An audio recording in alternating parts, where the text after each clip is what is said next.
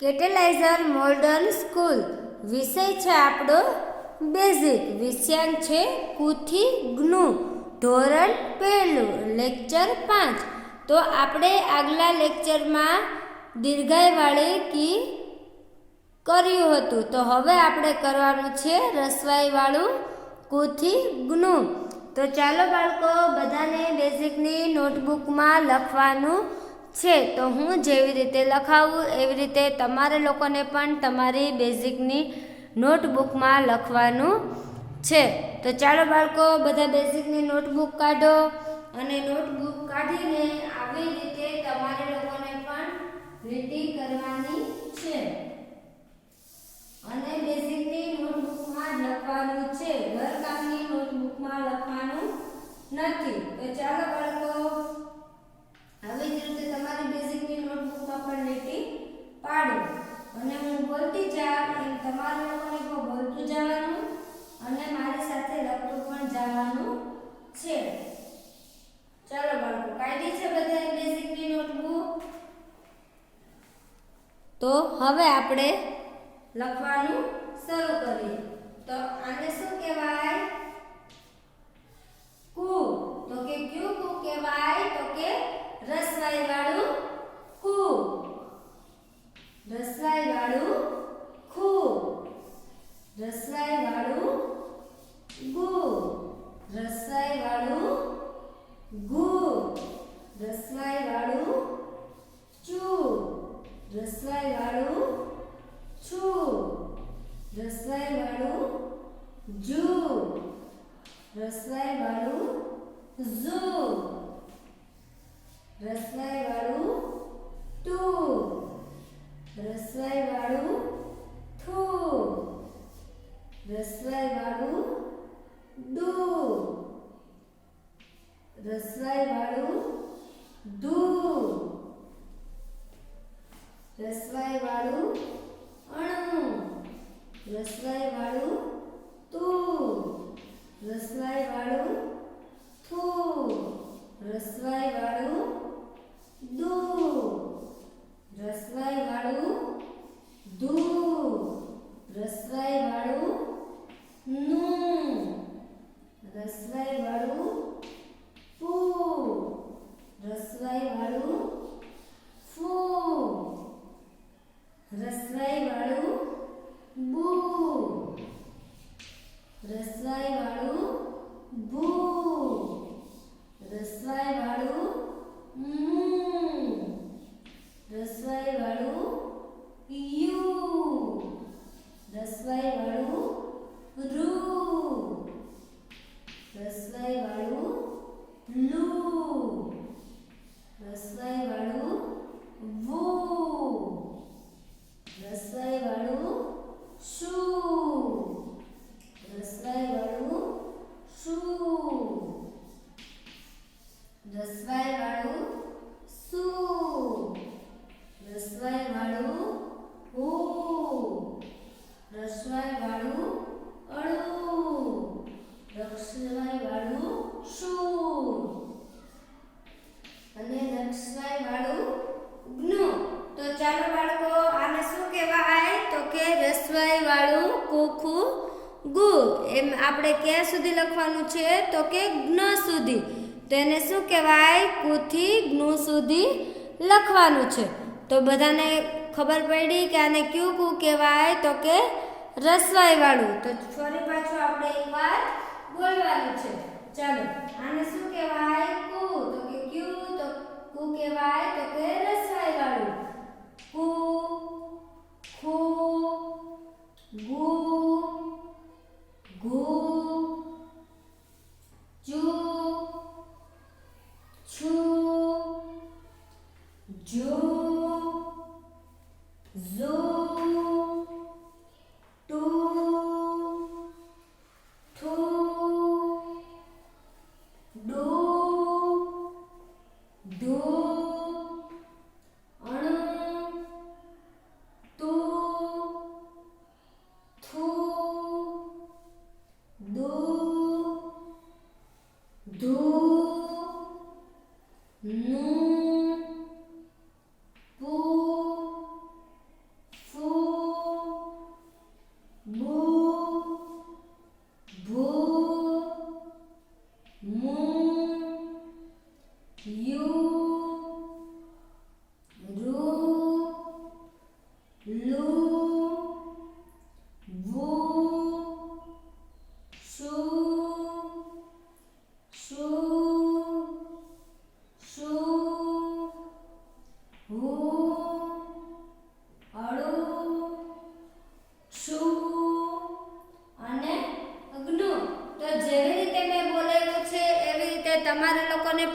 બોલવાનું છે અને તમારી બેઝિકની નોટબુકમાં આવી રીતે બોલતું જવાનું અને લખતું જવાનું પણ છે.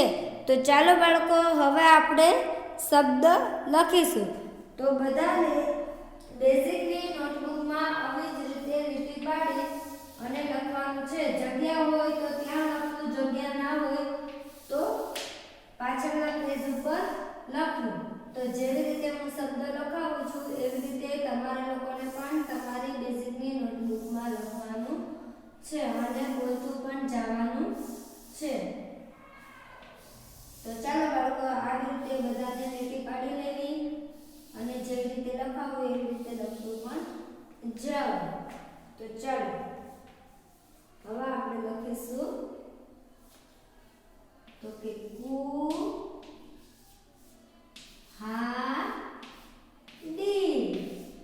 કુહાડી. પછી શું લખીશું તો કે ગુવડ. શું લખીશું? ગુવડ. ગુલાબ. ગુલાબ.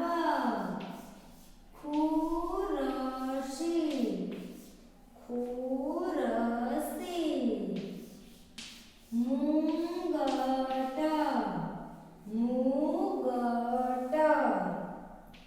પછી શું આવશે તો કે ટુવાલ. ટુવાલ. જુવાર. જુવાર. ફુવાર. ફુવાર. પછી શું આવશે તો કે ધનુષ. ધનુષ. તુલસી. તુલસી. કુવડી. કુવડી. પછી જુવાન. જુવાન. લુહાર.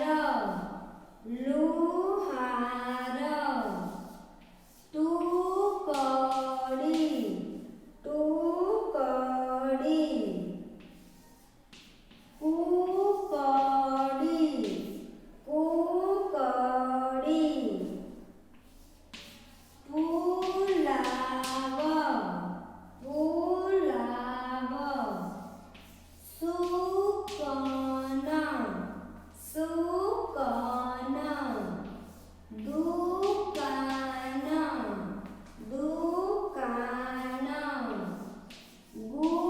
ગુલાલ. ગુલાલ. ઉપર. ઉપર. ભૂલડી. ભૂલડી. નુસખા. નુસખા. દુકાળ. દુકાળ. કુલફી. કુલફી. તો હવે ચાલો બાળકો, હવે શબ્દ હવે લખાઈ ગયા છે. તો તમારે લોકોને પણ લખવાના છે અને બોલવાના પણ છે. તો ફરી પાછા આપણે એકવાર શબ્દ બોલી લઈએ. આને શું કહેવાય તો કે કુહાડી. ગુવડ. ગુલાબ. ખુરશી. મુંગટ. ટુવાલ. જુવાર. ફુવાર. ધનુષ. તુલસી. કુવડી. કુવડી. જુવાન. જુવાન. લુહાર. ટુકડી.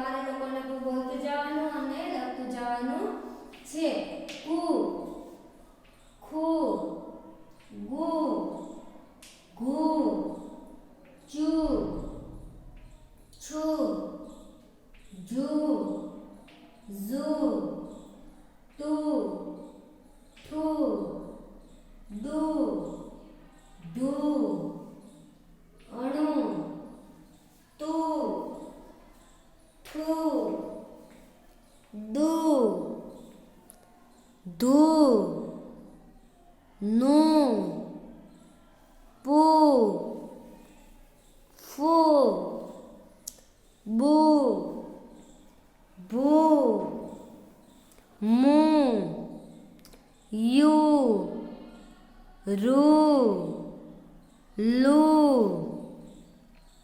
વુ શુ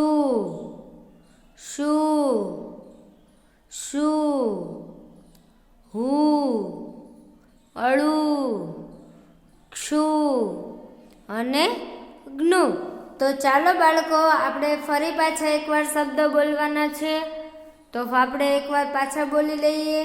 તો શું લખેલું છે? તો કે કુહાડી, ઘુવડ, ગુલાબ, ખુરશી, મુગટ, ટુવાલ, જુવાર, ફુવાર, ધનુષ, તુલસી, કુવડી, જુવાન, લુહાર, ટુકડી, કુકડી, પુલાવ, શુકન, દુકાન, ગુલાલ, ઉપર, વૂલડી, નુસખા, દુકાળ, કુલફી.